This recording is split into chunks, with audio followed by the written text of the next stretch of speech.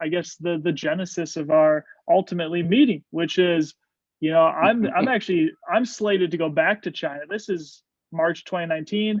I come home to Minneapolis. I'm in between contracts. Signed on with a new company. I got 3 weeks, so I'm going to see my parents. Have a good old time, whatever.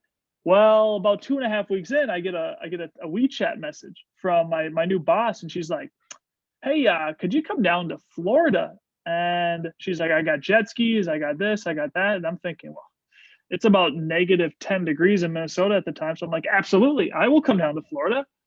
I'm like, well, what about me going back to China? When's that going to happen? She's like, yeah, a month. Well, we'll give it a month.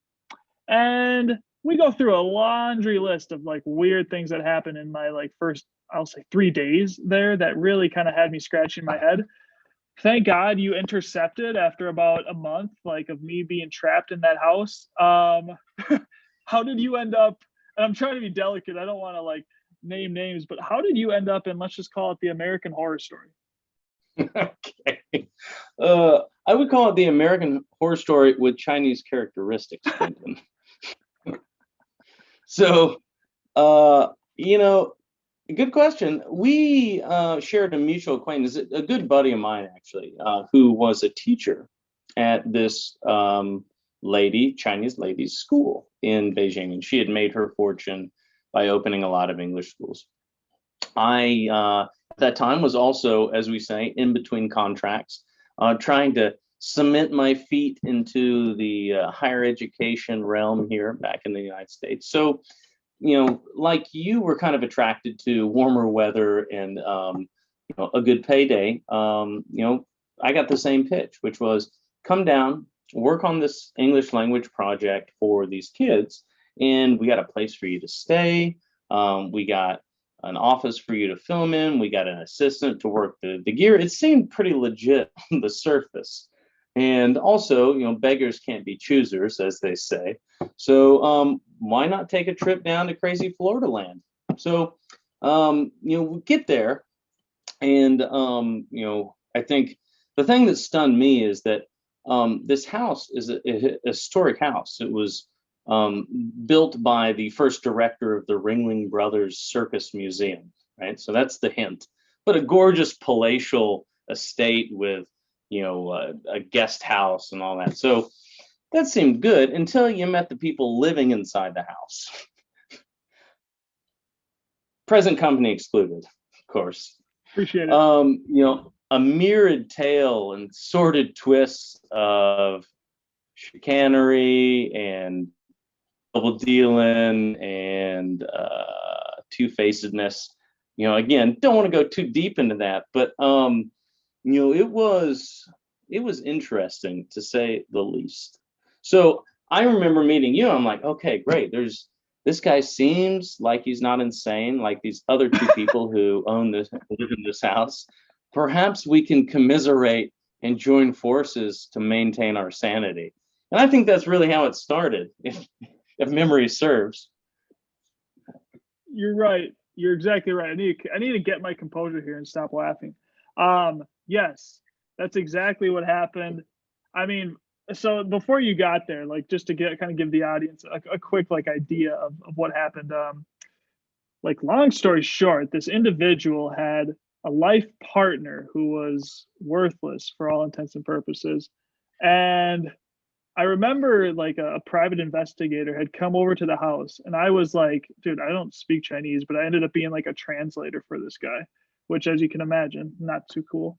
And basically, after like that conversation, I was then told by my present employer, hey, do not like tell this like far away life partner of mine that like I hired a private investigator.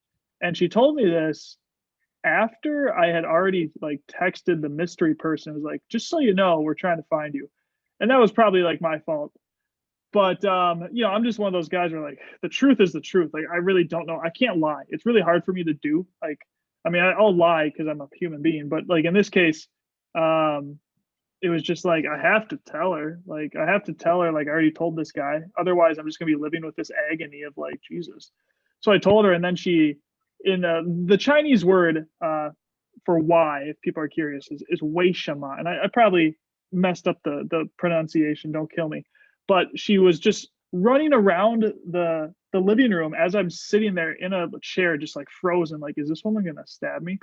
And she's just like, Weishama, Weishama, Weishama. Like, why is this guy like? Why did you tell him? And I'm just kind of like. So then she calls her son, who speaks English, and is like, I'm having a dialogue with him, and the son's like, why did you tell this guy? Why did you tell? I'm like, look, dude, I'm just kind of here, man. Like, I was told there was jet skis. You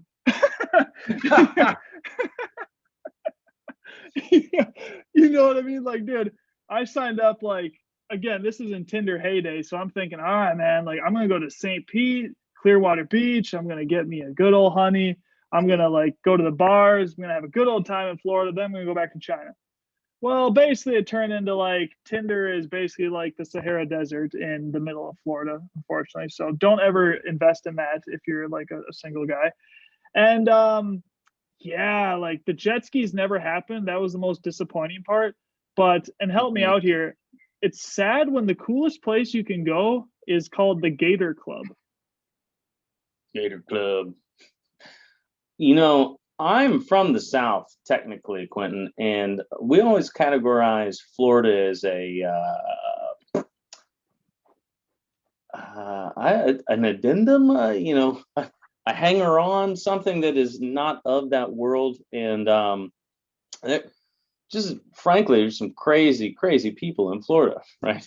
And it's very tribalistic. And there were some tribes hanging out at the Gator Club for sure. But I think what stunned me is, when you see dysfunctional people operate, right? And they have gone through, they've kind of rehearsed their roles, right? Where they're putting on a performance. And the mistake that people often make who have rational minds will, at the beginning, take the time to walk them through their agony or their pain and their grief, only to realize that those people are not interested in solving that problem. And in fact, the goal is the perpetuation of that narrative and that grief and that drama, because that is what fuels them as people.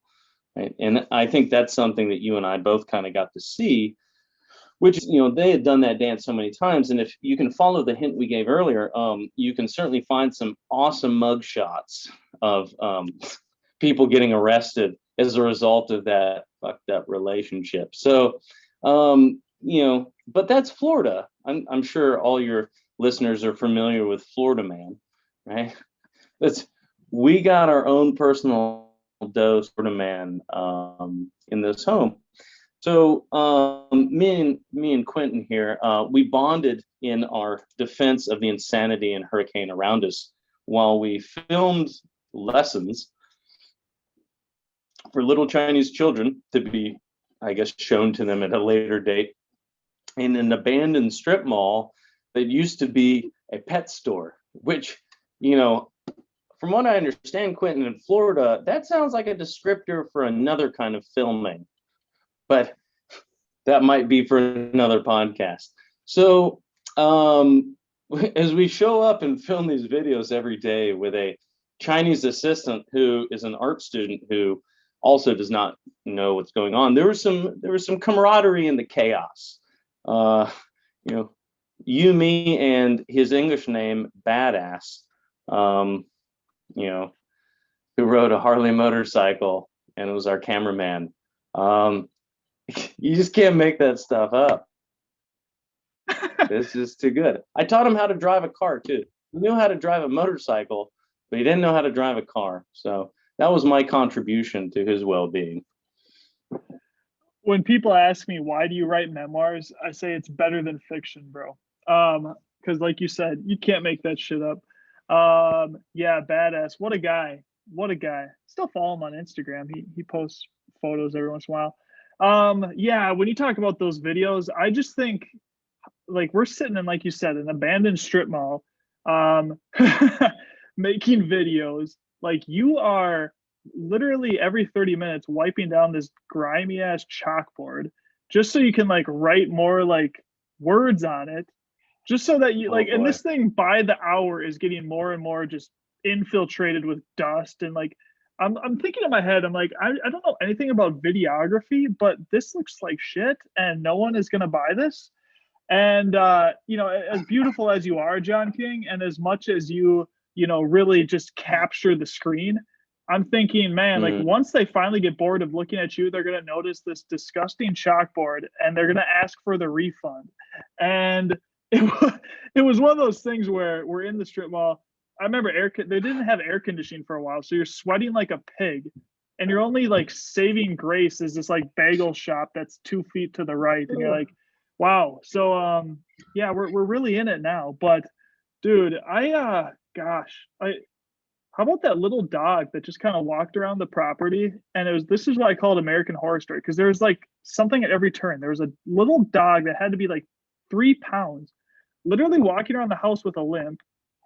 There was like a $10,000 cat that was apparently the crown jewel. The other cat had no hair. It was just like it was a thing. I don't even know what it was called. And That was a then, creepy little critter. dude, again, you cannot script this stuff. And I just remember our benefactor in this instance. She would come home and like be like, "Oh, I just spent $500 on these wooden like antiques," and I'd be like, "It looks like something I would create in woodshop class." It was just kind of like, "Who sold you that?" And like, why did you buy it? Yeah, man. I was also the guy who had to deal with like the air conditioning guys when they came over, like the electrical guys, and they're all talking to me again, dude. I'm translating and I don't even speak Chinese. And they're just like trying to sell me the most expensive products. I'm just like, you know what? This woman probably has more money than she knows what to do with. Just do that. Like just give me whatever so you don't ever have to come back. All of which is to say, like, dude, you arrived and it's like, finally, man, finally someone to go with to the Gator Club with and chase around like these Florida chicks who like I don't get along with. Um, that is one way of sort of encapsulating the time Mm. before, well, the whole time in Florida, I would say. Trial by fire makes the greatest friendships, Quentin. And I think we certainly had some good times there. I got you into rock climbing, right? Which is funny to say in Florida, but we made the journey up to St. Pete 3 times a week. You became quite a good rock climber. You met some beautiful, beautiful honeys there as well, as I recall. So I think there are some positive points in the end, but maybe if for nothing else, that it gave us the requisite motivation to get out of that insane house, which for all we know, into the ground already. Um, it's quite a tale, but it was formative and informative. Formative in making your mind resolve to do greater things and move the yardstick along, as they say, and informative on how crazy some people can be. Quite literally. Yeah, man. The rock climbing, that's obviously the first thing I think of when I think of like, dude, you and I, we'd go rock climbing, we get some wangs after, and it'd be a good time. Absolutely. I remember, yeah, like you said, there were some cute chicks there. And I remember, I don't know why, but this really attractive woman, she wanted to go out with me. And I ended up going to the beach, right? Well, to get there, I took like this 1995 Ford Taurus that I was, given by my lovely employer. So I drive to, Clearwater Beach, have a good time with this woman, Classy and ride. yeah, we have a good time. And I'm thinking, all right, awesome. I'm gonna go have a nice car ride home. And I kid you not, I turned the car on and I couldn't even put the car in gear. It had already broken. And I'm like, oh gee. So in a panic, I go over to Chick-fil-A, drown my sorrows and the chicken nuggets and barbecue sauce. And I call you. I'm like, dude, I know you're not a mechanic, but why would a car simply not go into gear? And then long story short, a tow comes. This I'll call him a gator. He ends up talking my ear off for like 50 whole minutes on the drive back. I get back, and then my boss is like, "What the fuck? Why would you take that car to St. Pete?" And I'm like, oh, I mean, it's a car. What do you mean? She's like, it's only for like Right. it's only for going downtown. I'm like, oh, okay. Well, that would have been nice Mhm. to know when you gave it to me that it can't go, 40 minutes one way. And dude, needless to say, never saw the hot chick again. Um, and I had to like pay for some guy on like in a chop shop to fix it. And it's just like, yep, it's time to leave Florida, man. It's time to leave Florida. Like you say, um, and dude, tough times make tough people. Yeah, I'll never forget that little instance in my life. Mm. Well, it was good, and I the money was good. We'll put it like that. So it was better than many alternatives could have been, given the circumstances. But I chalk it up as a adventure that now we get to laugh about, and I made a great friend out of it. So